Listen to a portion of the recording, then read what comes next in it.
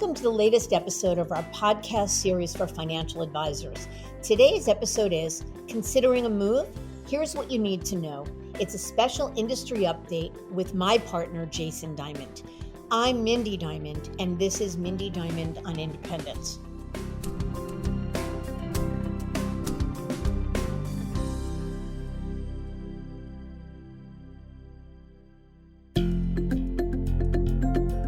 This podcast is available on our website, diamond-consultants.com, as well as Apple Podcasts and other major podcast platforms.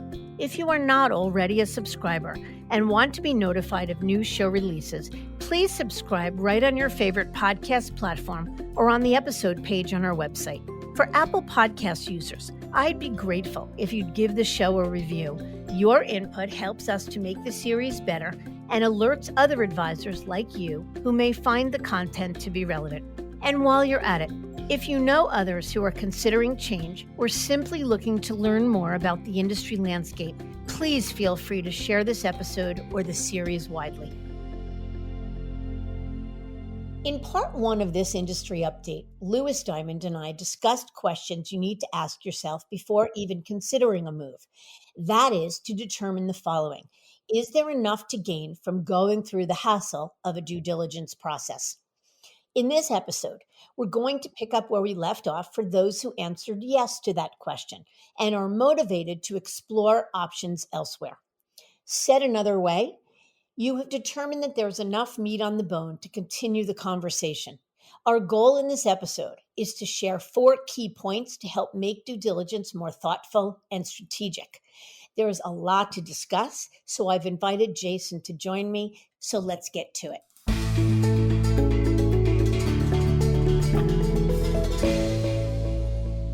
Jason, welcome. Thank you so much for having me. I'm thrilled to be here. So for starters, Jason, why is it so important to get the due diligence process right? Why does it matter? Well, first and foremost, it's obviously a critical decision. I mean, this is your livelihood at the end of the day, but I think it's more that this is where we see advisors get stuck. I think there's a little bit of this inertia trap where, they know things aren't perfect. They probably know they should be looking elsewhere, but they don't know where to begin.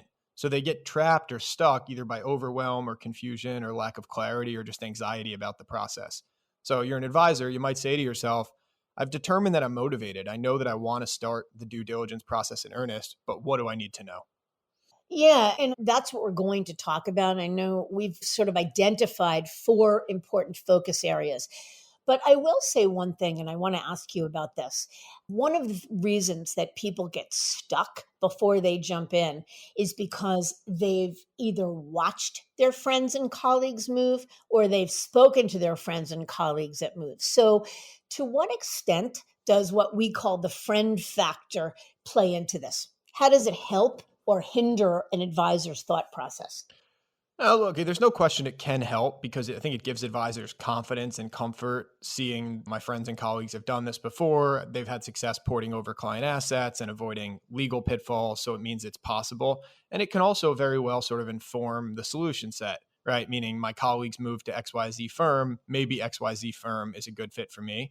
But the key word there is maybe. I think the risk of the friend factor is there's no sort of one size fits all answer to this, right? Just because it was right for John Smith down the hall doesn't necessarily mean that it was right for you. And I think there's real risk in playing follow the leader and not conducting your own thoughtful strategic due diligence options because your colleague may have looked at 10 options, but you only are aware of the one he ultimately ended up at. And the other 9 options could actually be worth considering for you, or maybe there's other options that weren't even on his or her list that are worth considering. So I think it's a little bit of like a buyer beware. I think the friend factor can be a good thing and can be a help, but it can also be a hindrance and can lead a little bit to this kind of indecision trap. Yeah, I don't disagree with you at all. In fact, I think that the opposite of what you said is also true, where an advisor talks to a friend who says, oh, worst move I've ever made. And so not that you don't pay attention to that feedback, but even though something wasn't necessarily right for your friend doesn't mean you automatically discount it. You go in, buyer beware, but you need to make your own decisions. I think that's what we're saying. Yep, 100% agree. Okay, so what are the 4 focus areas, if you will, to really think about before you jump into due diligence? So the first is, and for those who listen to part one of this industry update podcast, it's sort of using a lot of the topics that Lewis and you, Mindy, spoke about. So it's soul searching, introspective type questions like how important is transition capital? How important is self branding? What are you looking to solve for? What works? What doesn't work? It's using those answers to come up with a curated short list of options. That's sort of step one. And then the next thing we want to talk about is what does the actual due diligence process look like? What are the nuts and bolts or the logistics of it from the kind of the basics? And then beyond that, what's the 2.0 version? What are the meaty questions or the detailed or the nuanced questions that are not mandatory parts of the diligence process, but that in our experience are critical to have a very successful or a most successful process as possible? And then lastly, and I would argue this is maybe the most important, is we've obviously been doing this for over 25 years. What are the common mistakes or traps that we've seen play out, and how can advisors avoid them when going through this process and then even post transition? All right, so that gives us sort of a structure for our episode. But before I think we talk about how you get from here to there, here being I'm at my current firm, there being I've moved to a new firm, I want to sort of define something. In the first of the four areas, you mentioned curating the right list of options. And we talk about those options by evaluating buckets. And we'll explain what that means in just a moment. But when I started this business now almost 27 years ago, there didn't used to be buckets. It was you were either at a wirehouse, at a regional firm, and that was about it. I mean, were there people that were independent? Sure, but it wasn't really a mainstream option. Now there are legit options kind of all across the landscape. So, what do we mean by the term buckets, how we think about it, and why does it matter? Yeah, it's really just a more streamlined way to think about the industry landscape rather than listing off or thinking about 500 or 1,000 different firms, because there quite literally are that many. We think about it higher level than that. So, what are the models of firms that each of those firms fit into? So, one bucket or model is the wirehouses. Another bucket or model is the regionals. Another is the boutique firms. And then there's several options within the independent spectrum as well. And our view is that every firm on the landscape fits into one of those sort of 7 or 8 buckets. It's just a really nice, simplified way to think about the curated list of options. Because, like I said, rather than having to evaluate are 500 or 1,000 firms right for me, you can start by saying, well, is this bucket right for me? And then, if so, what are the firms within it that may or may not make sense to look at? Yeah, we always say the word bucket is an inelegant term to describe what we mean. That think about the what has become an overwhelming or exponentially expanded landscape. Think about it in categories. First step is determine which category is right for you, and then begin to get drilled down into which firms in each of those categories is right. Then how does an advisor who's determined that in fact there are enough pain points, enough drivers, enough curiosity to explore, how do they go about determining which firms and models to look at? Yeah. So again, I think step one is determining which models to look at. And that is exactly the purpose of part one of this conversation that you had with Lewis.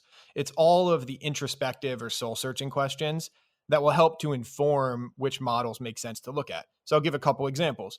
If you would sort of through that exercise determine that transition capital is critical, then many of the independent options may not be the right fit because they don't come with the same transition capital as a lot of the captive traditional options. If you determined that self-branding and doing podcasts were an important piece of your future or what you wanted to achieve, then the wirehouses are probably not the right bucket to look at.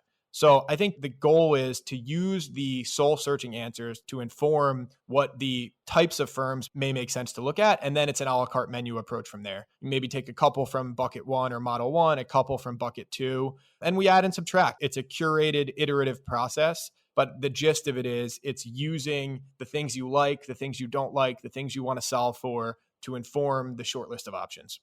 What happens if you do it the other way around? What happens if you begin to take meetings either because your friend is at another firm and so you said, sure, I'll meet your manager for lunch, or you got a call from somebody and you take a meeting? What happens if you sort of do it that way as opposed to the strategic, thoughtful approach?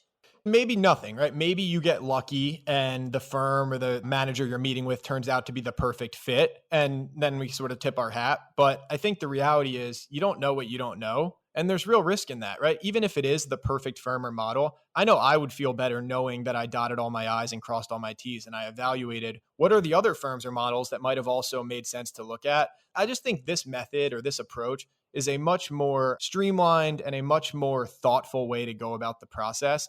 I think where we see people dive in willy nilly is where we see people get overwhelmed or get sort of bogged down in some of the minutia and they miss the forest through the trees. So I don't think there's anything inherently necessarily wrong with diving in and taking a meeting, but we find that this sort of thoughtful, bucketed approach leads to a much higher degree or likelihood of success. Yeah. And by the way, it's worth noting that success may mean opting to stay right where you are. It definitely doesn't always mean that you're going to move. We've worked with so many advisors that take the time to go through a thoughtful due diligence process and either at the end of it, after meeting five firms or just after getting educated about what the options are, come to the conclusion that there isn't anything better enough. And that's success too. So success isn't necessarily about the outcome. It's just making sure you get there the right way. Okay, so let's go to number two then. So now that presumably the advisor has come up with at least a preliminary list of options to consider, what does or what should the actual due diligence process look like? Our typical guidance is that it makes sense for an advisor to talk to. You sort of want to pick a middle ground number of firms. I don't think you want to talk to one firm because I think it's important to have comps, and I don't think you want to talk to 20 firms because I think it's a lot of time investment and it can be a little overwhelming and confusing. So I would say typically, and there are certainly exceptions to this, but typically we're talking about 3 to 5 firms at a time to really conduct serious due diligence on.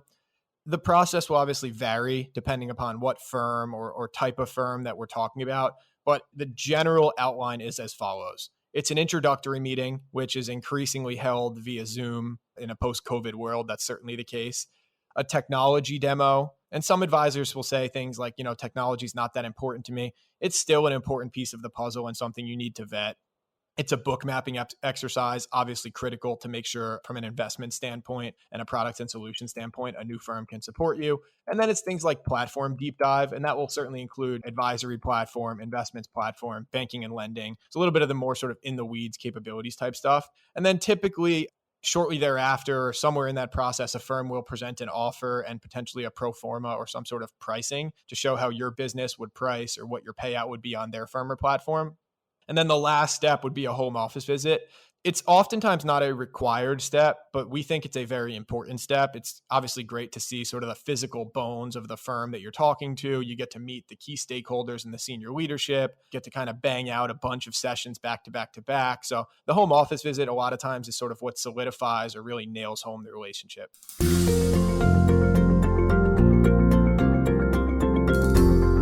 So let me ask you a question. How long does it typically take to get from step one, let's say where you're beginning to lay out a list of options, to say step five, which is a home office visit? How many meetings are there in between? And does it take days, weeks, months? What does that look like? So a lot of it really does depend on the advisor's appetite and willingness to engage because most firms are willing to move at the speed at which the recruit wants to move. So we like to say typically you're probably talking about 2 to 3 months for a really thoughtful process. I mean, it's not that many meetings. If you think about the process I just laid out, it's an intro meeting, a tech demo, and then let's call it sort of 2 to 3 other virtual meetings on things like book mapping, investment platforms, and other capabilities. So maybe you're talking about 5 meetings and then a home office visit. It can move fairly quickly, assuming the advisor is motivated to. But most advisors don't like this to feel like a full-time job. And oh, by the way, you're probably having those same meetings with 2 or 3 other firms, as I mentioned earlier. So I think it's probably good in an ideal world to leave yourself around 3 months for this sort of diligence process. But again, we've certainly seen this play out much quicker than that. And in some cases, it plays out over, we've seen years. Yeah, so that's a point worth making.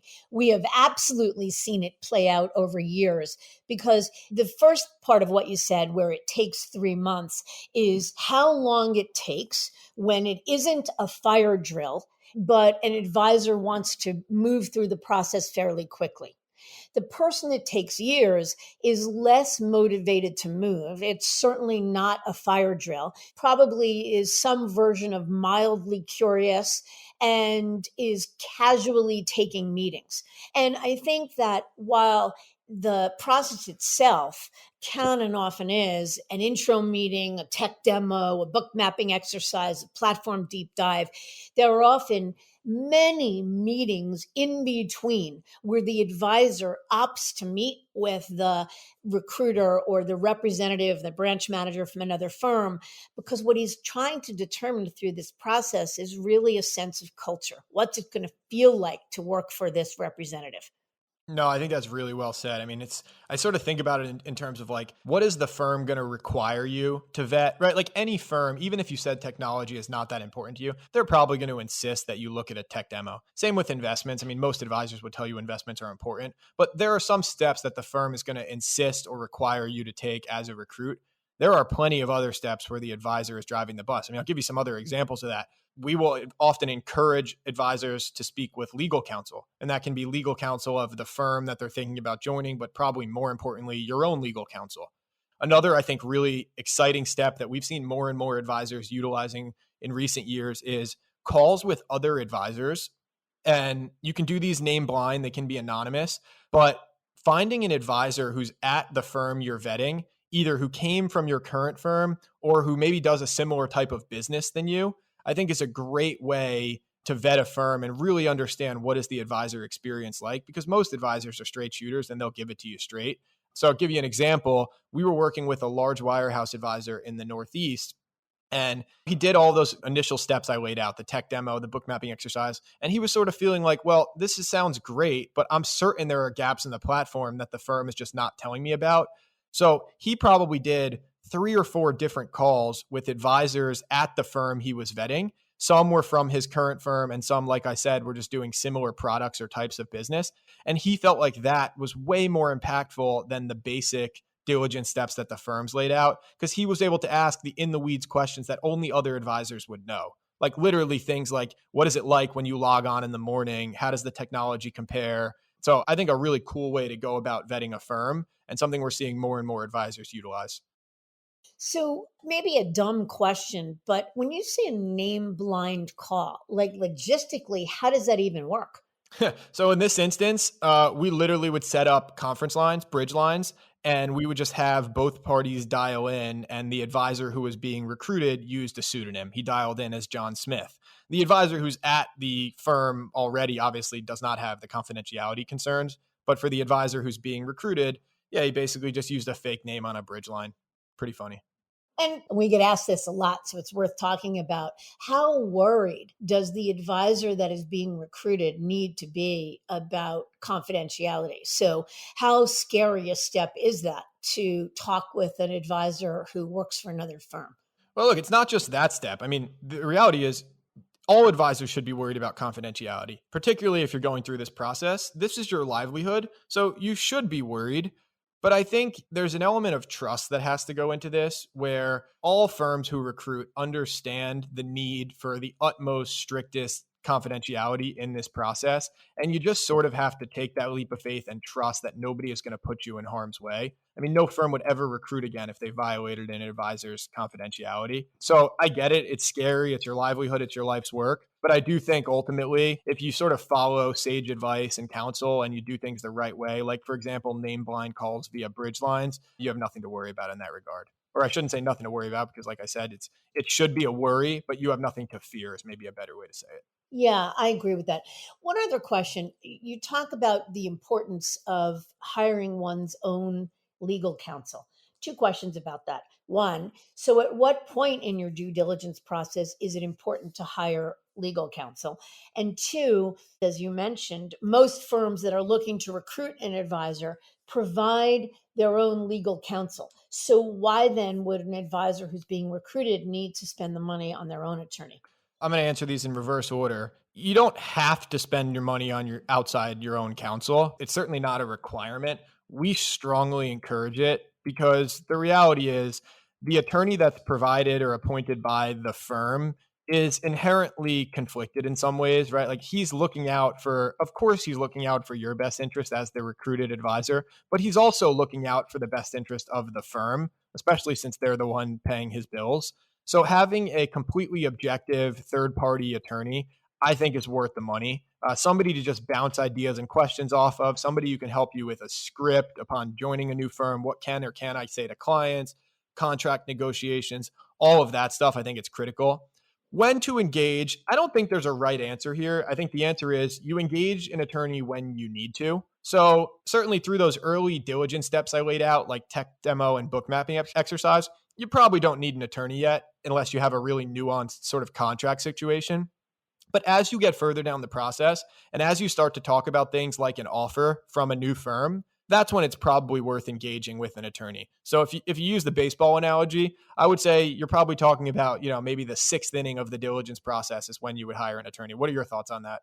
Yeah, no, I agree with that. I mean, I think probably the way most advisors who think about it, it's at the point where they're fairly certain they are going to move. They may not know yet exactly where they're going to move, but they're fairly certain that a move is likely. And they're beginning to worry about things, though. But how possible is it? Is it a protocol move or a non protocol move? And what does this clause in my contract mean? And how will it all work? So, whether it's the sixth inning or the eighth inning depends upon the advisor. But I think the common ground is usually about when you're sort of pretty certain you're going to move. Yeah, I think that's fair. I think that's well said. Okay. So, in terms of that process, the intro meeting, the tech demo, the investment platform vetting, that is table stakes to us. That's sort of different firms may do it in different order, and one may make it 4 meetings and one may make it 3. But in general, it's kind of all the same formulaic. But we know that there are many nuanced or meaty questions, if you will, that advisors will want to ask to better elucidate if there could be a better fit or a better home. And those questions go beyond tell me about your technology. So let's spend some time talking, Jason. What are those meaty questions or questions that many advisors may not normally think to ask? Yeah, it's a good question. And look, I don't mean to minimize or to say that those previous steps we laid out, like the tech demo and the investment mapping process, are not important because they are certainly critical. It's just that I sort of view them as steps that you don't need to know. I understand it gives peace of mind and comfort, sort of knowing what lays ahead, but the firm you're vetting will make sure that you handle all of those. These next questions or topics that we're going to talk about are things that if you don't think to ask or that you don't make a conscious effort to ask, they're probably going to go unvetted because the firm very well may not volunteer the answers. And it could lead to some potential pitfalls or red flags down the road. So I'll give some examples of what these questions are. These are going to vary quite a bit depending on the firm or the type of firm that you're looking at. They're probably a little bit, I would say, more important with the less traditional firms. So I'll give an example of obviously we've seen quite a bit of movement into the boutique space and even the RIA space. So firms like Rockefeller, which is a boutique firm in the traditional W2 space, or even firms in the RIA space like a New Edge, which is basically like a multifamily office or an RIA where advisors typically join as an employee.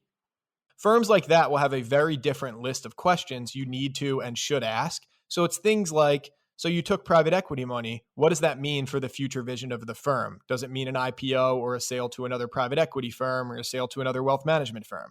What are the pros and cons of working for a firm without a balance sheet, right? Most traditional firms have their own balance sheet and many of these other firms do not. How do you access banking and lending? Is it open architecture or do you do it in house?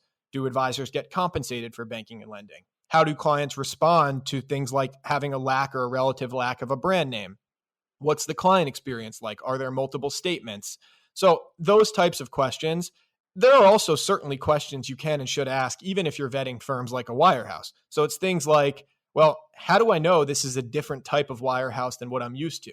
Are advisors sort of free and autonomous to make important business decisions themselves, or am I going to be sort of burdened by red tape and bureaucracy? Right. So I think these questions apply regardless of where you're looking, although the list of questions is likely to be very different from firm to firm. Yeah. And I think with respect to the last question, I think the notion of is this firm, if I'm currently at Merrill Lynch and looking at Morgan Stanley, two wirehouses, the assumption may be it's all the same, but they'd be wrong. The degree of autonomy and freedom and flexibility and control the advisor have varies by firm. And it's important not only to ask the person recruiting you, the manager, how much autonomy and control do the advisors have? How do you think about who owns the business, who owns the clients? But I think what's really important is to say, let me share some examples with you of things I've had a hard time getting done or approved at my current firm. How will they be handled or approved or vetted? And how much time will it take to do so at your firm? By giving specific examples, it's the very best way of understanding how one firm works versus another. I totally agree. Specifics are key because otherwise, I think you give the firm a little too much wiggle room to sort of be political and kind of dodge the question, right? So if you keep it vague and say, is there red tape and bureaucracy? A firm's going to say, no, of course not. We're very business friendly. But when you ask specifics, like how long would it take me to get XYZ approved? They have to give a much more direct answer. I think that's really good advice. And like I said, I think there's a genuine case to be made that you can ask a similar style of question regardless of the firms or models you're looking at. Obviously, the details will vary, but I'll give you an example. We were working with a wirehouse advisor out west in California, and he knew he wanted another traditional W-2 option, but didn't know if it was another wire, if it was a regional, or if it was a boutique firm. So the advice we gave is you have to ask these types of questions to all three of those buckets, the wirehouses, the regionals, and the boutiques. When he was talking to another wirehouse, the question was, how do I know this is a different type of wirehouse, right? Aren't all big firms the same? Why is my life going to be better here than it is at my current firm?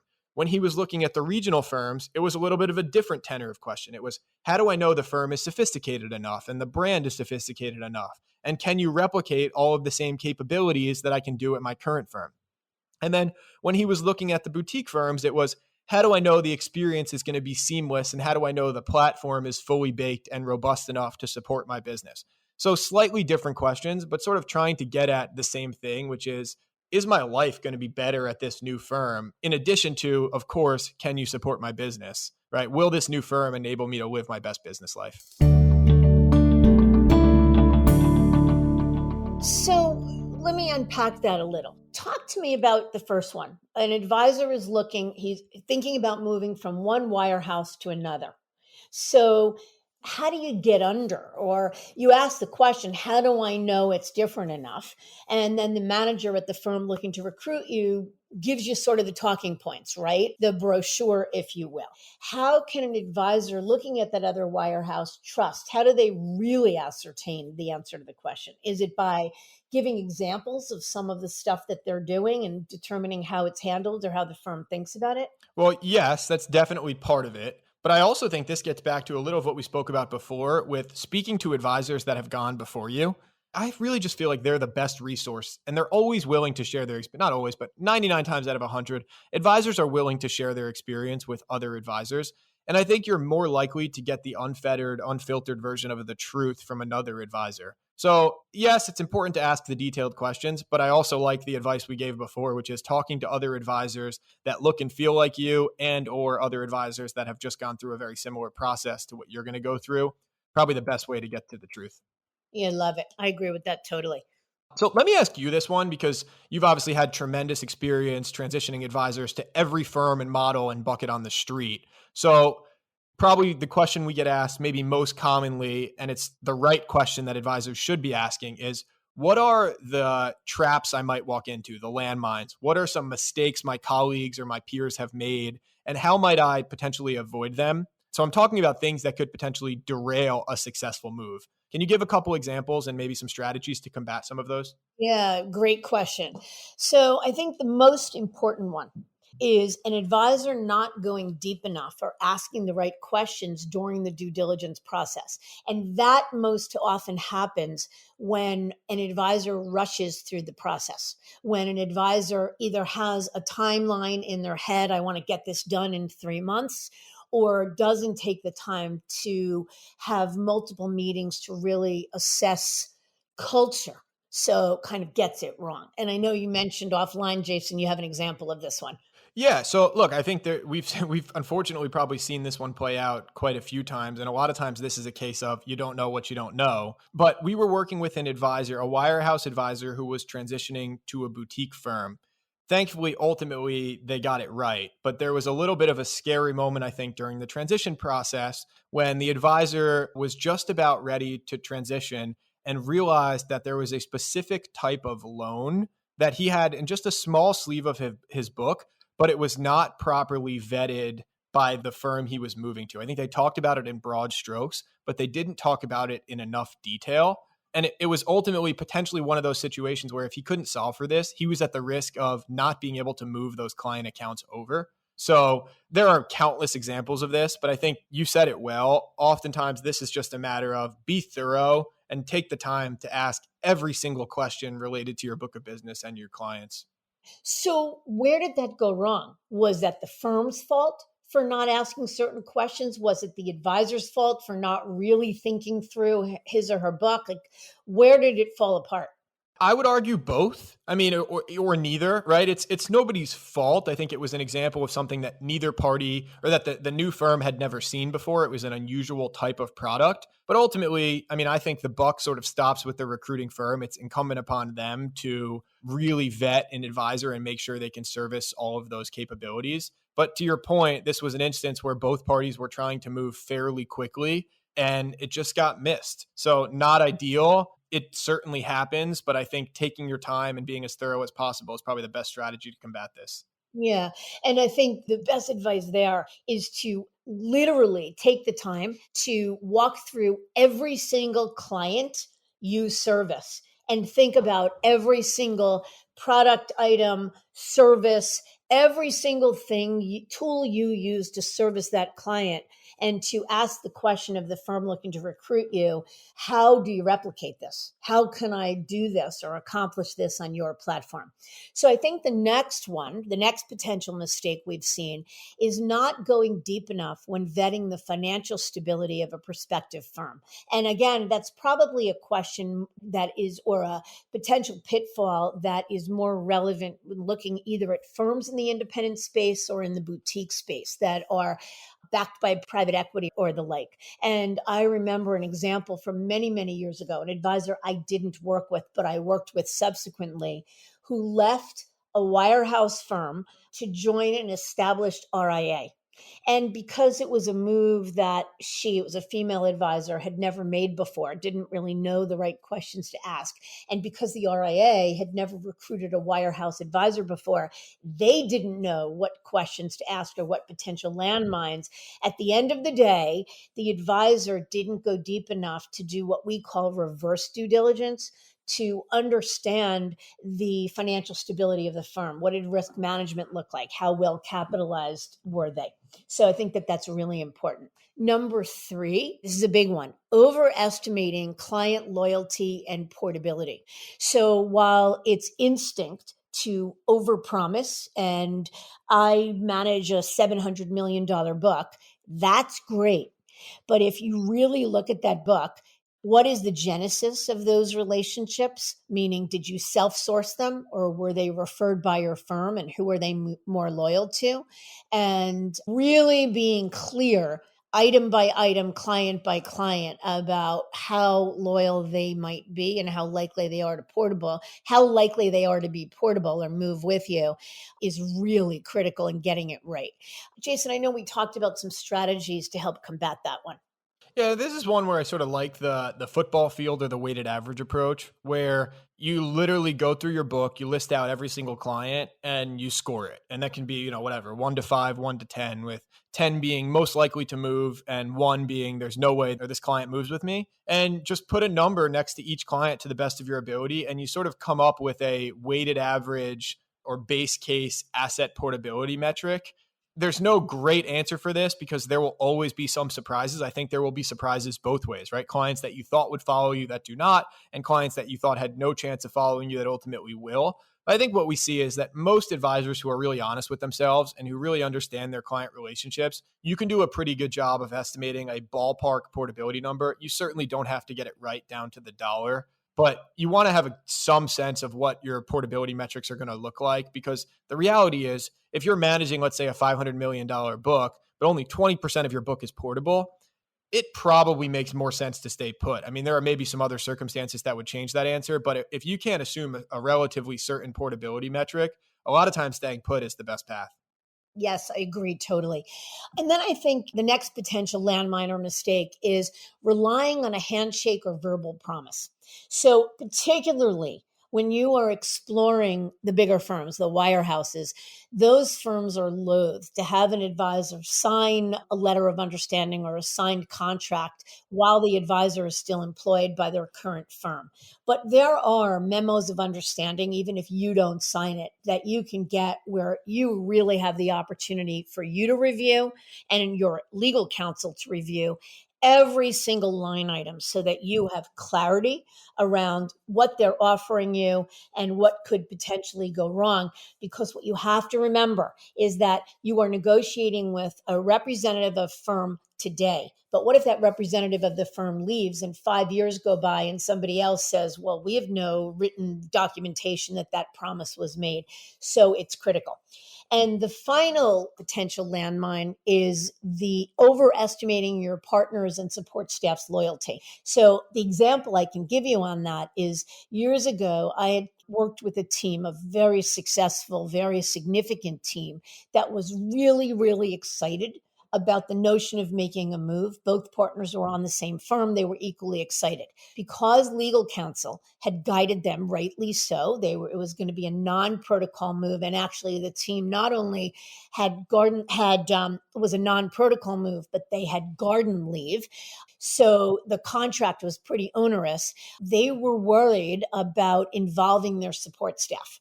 So essentially, they were making this decision. They made a commitment to move, but had no real sense how in or how supportive their support staff would be in joining them. So here they were at the 1 yard line, and they began to loop their support staff in and realized that the support staff was terrified and that a key support member, their lead client associate, would never have moved. And it derailed the whole thing.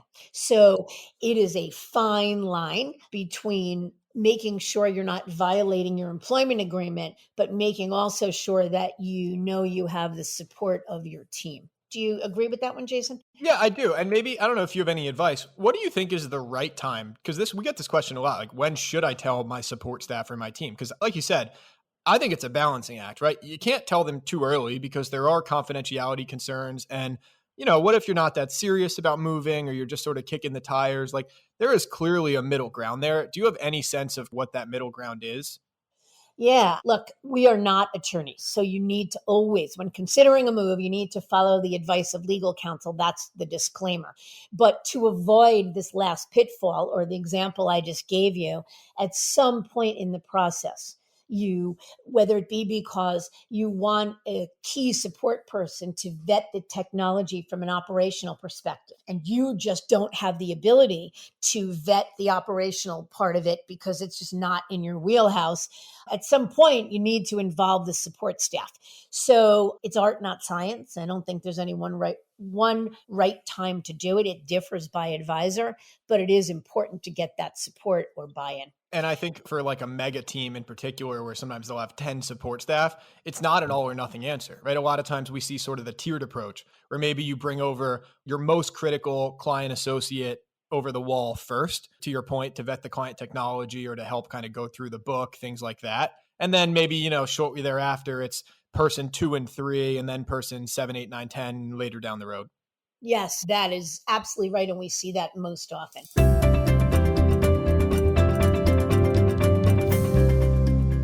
Jason, I think this was a really enlightening conversation because even once an advisor makes the decision that they want to move, there's still a lot of potential landmines and things to be aware of. So thank you for joining me today. Oh, thank you so much for having me. This was a blast. You bet. So, no doubt, the process of considering change can be a daunting one. But when approached first from the perspective of, should I consider a move? And then conducting due diligence with a goal and a plan, a thoughtful plan, the path becomes much clearer.